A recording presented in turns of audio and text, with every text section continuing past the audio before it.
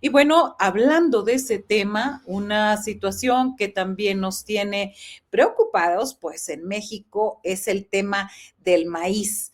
El maíz y sobre todo escribe Luis Hernández Navarro, editorialista, analista, que la comida es un arma política de Estados Unidos, su balanza agropecuaria es cada vez más deficitaria y es el más importante productor, consumidor y exportador de maíz en el mundo. ¿Y cómo estamos nosotros? Y tengo aquí el honor de tener a Luis Hernández Navarro. Muy buenas tardes. Muy buenas tardes, Marta Olivia. Es un gusto estar contigo, con tu auditorio. Felices fiestas. Gracias. Igualmente, antes que nada, ya se acaba el año y comparado en otros años, en otras situaciones, creo que México vive momentos decisivos, vive momentos importantes. Por una parte, hablaba yo antes de estas amenazas de deportaciones masivas. Sin embargo, esta semana el tema del maíz ha sido uno de los temas muy importantes, fundamentales. ¿Por qué, Luis? ¿Por qué tenemos que estar atentos el resto de los mexicanos? ¿Por qué preocupados y atentos en este tema? Bueno, creo que el maíz es la columna vertebral de la producción campesina en México, pero es nuestro principal cereal, es una fuente de identidad muy poderosa. Y sin embargo, vemos cómo nuestra producción y semillas criollas están en peligro ante el avance de los transgénicos. México acaba de perder tristemente un panel en el Temex en donde se echa para atrás la intención establecida por el decreto presidencial del 13 de febrero de 2023 de impedir el uso de maíz transgénico para la producción de masa y tortilla y más adelante para la engorda de animales. Esto se echó para atrás, se declaró que era contrario a las reglas del TEMEC, de tal manera que eh, las importaciones masivas que estamos haciendo de maíz amarillo desde Estados Unidos, también un poquito más de Brasil y de Sudáfrica, pero sobre todo de Estados Unidos, casi 23 millones de toneladas, pues se ponen en peligro, no hay otra forma de decirlo, a nuestras semillas nativas y amenazan con su contaminación, de tal manera que esta biodiversidad, esta gran riqueza en la producción maicera que se han desarrollado a lo largo de 10.000 años, donde tenemos una multitud de semillas que se adaptan a suelos de distinta naturaleza, a distintos niveles de irrigación, que tienen distintos usos de alimentarios. Hoy está nuevamente en peligro ante esta derrota en este panel. Sin embargo, hay 45, todavía tenemos 45 días para apelar esta situación.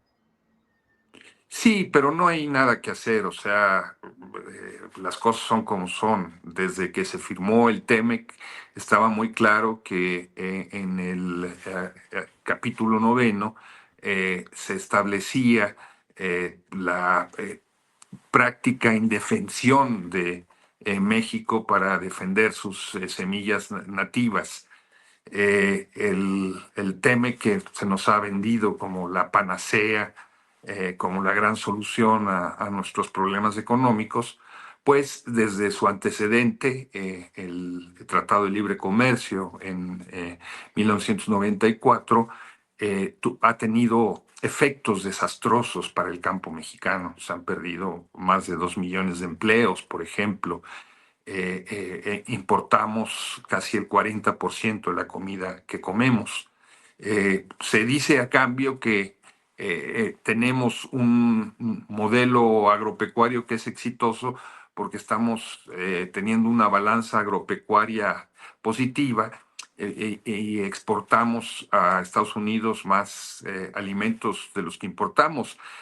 La tragedia en este caso es que exportamos cerveza, tequila, aguacates, berries, pero tenemos que importar maíz, trigo, arroz, soya, sorgo, o sea, granos y oleaginosas que necesitamos para nuestra alimentación. De tal manera que nos volvemos extraordinariamente vulnerables a tener acceso a esa comida porque no somos capaces de producirla por nosotros mismos.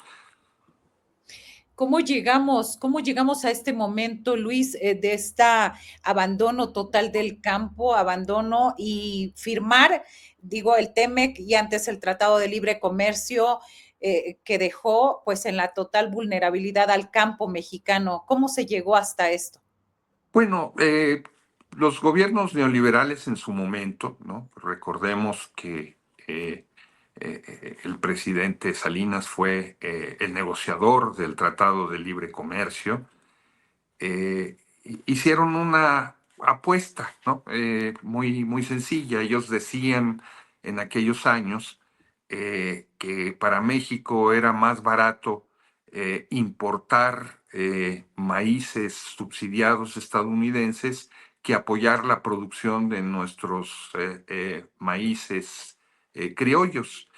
Y decían que era absurdo que alrededor del 27% de la población, que es más o menos la que estaba en el campo en aquel entonces, produjera solamente entre el 7 y el 9% del Producto Interno Bruto.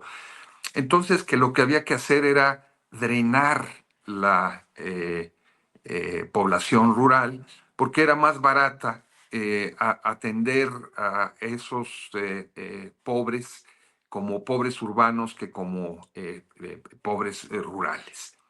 Y la política agropecuaria en lo general, pero sobre todo la política maicera en lo particular, se convirtió como una especie de grifo, ¿verdad?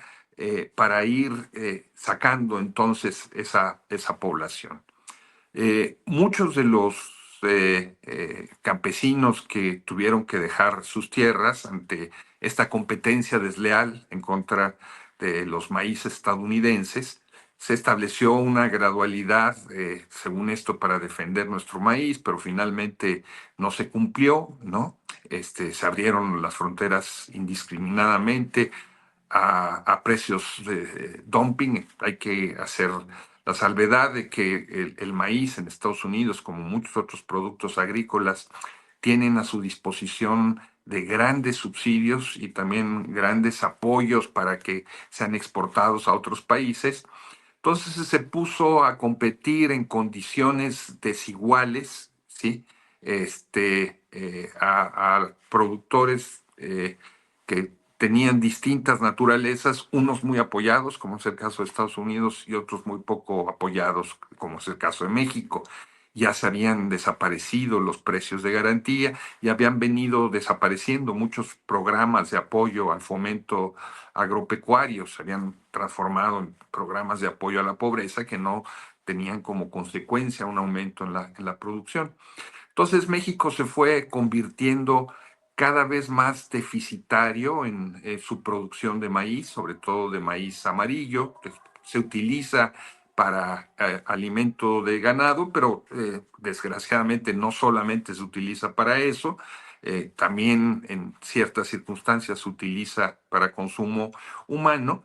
Entonces fuimos perdiendo la capacidad para producir nuestra comida, importando cada vez más comida, sacando a la población del campo. Muchas de esos paisanos son los que hoy mandan remesas que permiten seguir manteniendo a la población rural, pero esta era la intención inicial de figuras como Luis Telles, por ejemplo, que fue subsecretario de Agricultura. Él tenía esa intención explícita y ese fue el modelo que se siguió.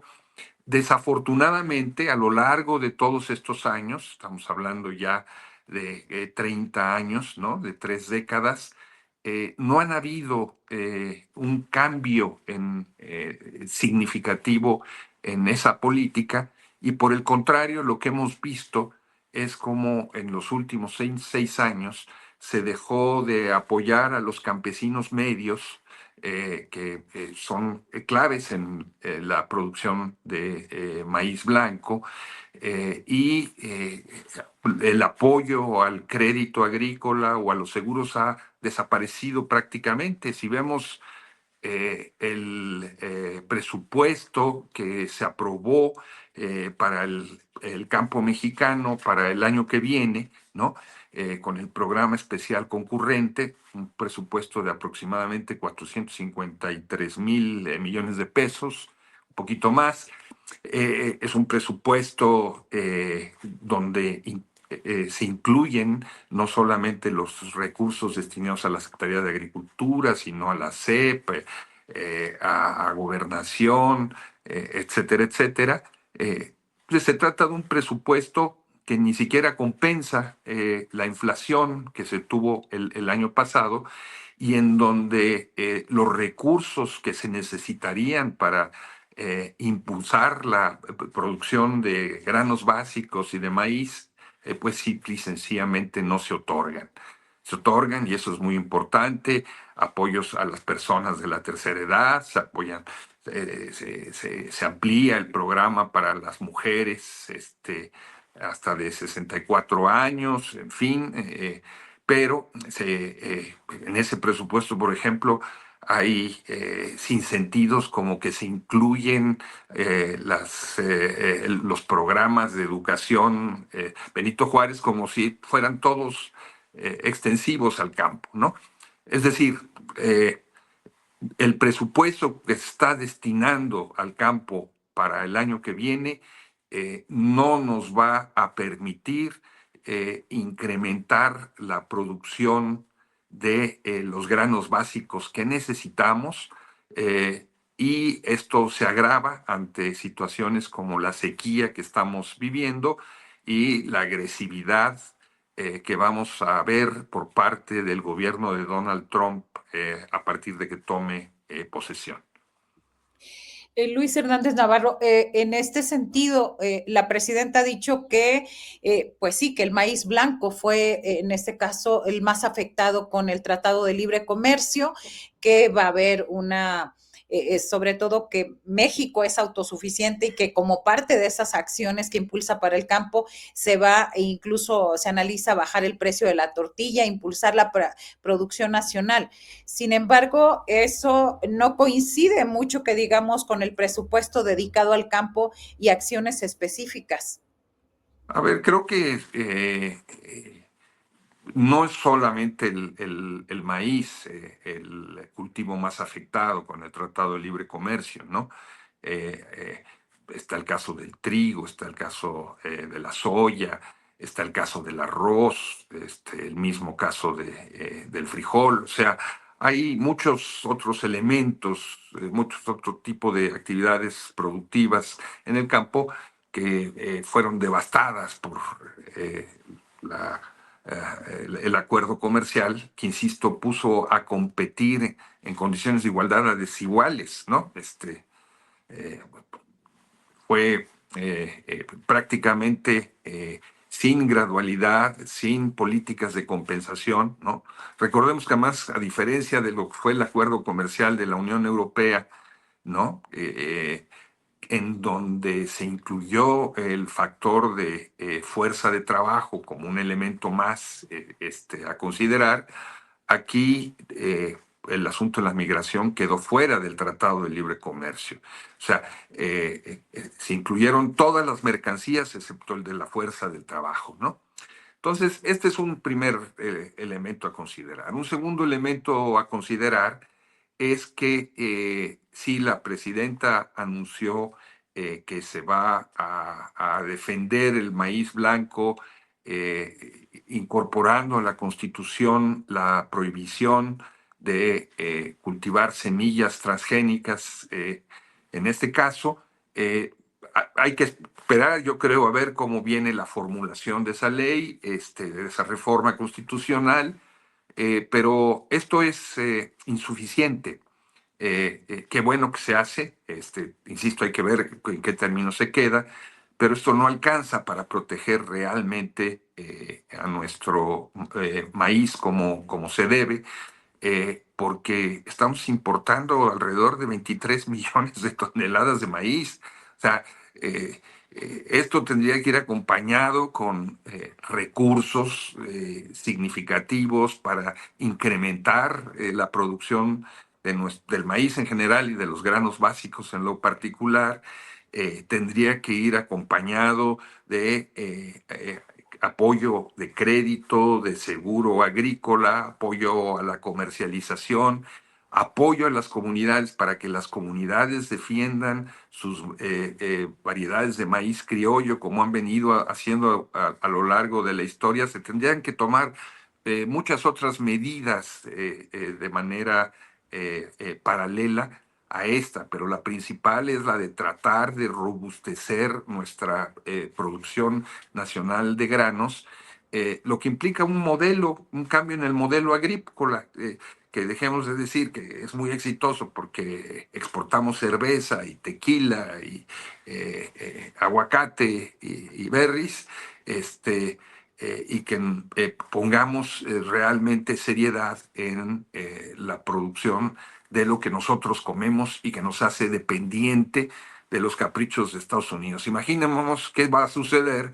si de un día para otro Estados Unidos decide que ya no nos va a vender maíz. Bueno, ahí está, es efectivamente Brasil, está Sudáfrica, pero nos vamos a ver en una situación muy difícil. Por eso decimos, los alimentos son un arma política muy poderosa, que sirve para presionar a las naciones, que sirve para hacer alianzas con los enemigos, para enfrentar a los adversarios. En fin, es un arma muy potente, muy poderosa, y lo peor que podemos hacer es depender de, eh, ya lo hemos visto, de un gobierno como el de Estados Unidos, tan dispuesto a hacerle daño a nuestro país, cuando no seguimos el rumbo que ellos quieren que sigamos. Y sé que por el tiempo ya nos tenemos que despedir, pero antes, Luis Hernández Navarro, además coordinador de opinión del periódico La Jornada, migración, amenazas de deportaciones masivas, relocalización de ciertas industrias de los Estados Unidos, el tema del maíz. ¿Qué, qué hacer o cómo despedir este 2024 y cómo ver algo de aliento, esperanza en el 25, sobre todo en estos temas fundamentales? Bueno, yo creo que hay que ver la realidad tal y cual es, y no hacernos ilusiones de que puede ser diferente. El señor Donald Trump y sus aliados, imaginémonos un personaje como Marco Rubio al frente del Departamento de Estado, que ha sido tan beligerante contra México, ¿no? Bueno, pues ahora va a estar ahí en el Departamento de Estado. Todo esto quiere decir que el futuro inmediato va a ser un futuro complicado, va a ser un futuro difícil, eh, que no bastan las palabras para hacerle frente, que se tienen que tomar medidas muy en serio. Trump viene a tratar de hacer América grande otra vez, y entendiendo por América los Estados Unidos.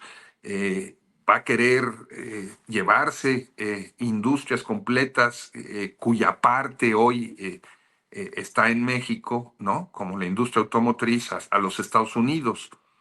Eh, durante el modelo, desde que México entra al GATT en 1986, es un modelo que vendimos como si fuera exitosísimo, de producir hacia afuera en lugar de fortalecer nuestra industria interna, eh, y diciendo que, bueno, pues teníamos el mercado más grande del mundo al lado y que teníamos que aprovecharlo. Eh, Desaprovechamos 6 años para tratar de modificar este modelo básicamente exportador de ensamble, alrededor de plantas de ensamble, y donde no producimos más que partecitas o acabamos integrando partecitas de la industria aeroespacial, de la industria automotriz, de las pantallas planas, etcétera, etcétera, y necesitamos desarrollar una industria propia como se han propuesto hacer otros países, como necesitamos, insisto otra vez, eh, tomar las medidas necesarias para enfrentar esta amenaza de las deportaciones masivas de nuestros paisanos, que hoy van a tener que encontrar un espacio para trabajar, para hacer sus vidas, sus hijos para ir a las escuelas, etcétera, etcétera, en caso de producirse, y no menospreciarla. Estamos ante un desafío muy grande, muy importante, y lo peor que podríamos hacer es subestimarlo. De acuerdo, totalmente. Gracias, gracias por el momento, Luis Hernández Navarro, por esta colaboración y esta entrevista. Muchísimas gracias a ti, Marta Olivia. Feliz año. Saludos a toda tu audiencia y desde aquí también a Julio Hernández López, mi colega en el periódico. Le mandamos un abrazo a él y a su familia. Gracias, igualmente para todos ustedes. Gracias. Bueno.